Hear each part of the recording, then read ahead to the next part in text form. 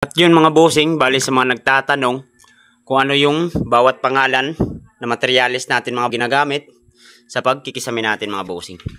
Bali ito po yung tinatawag mga bossing na itong nakabalagbag na to o nakarisontal, ito po yung tinatawag na si channel o crank channel.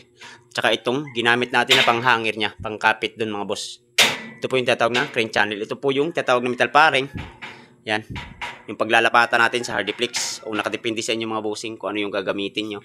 Tsaka ito naman po yung tinatawag na W-clip. Yan mga bossing yung kinakapit natin dito sa metal paring papunta dun sa si channel natin mga bossing. Yan po yung tinatawag na W-clip.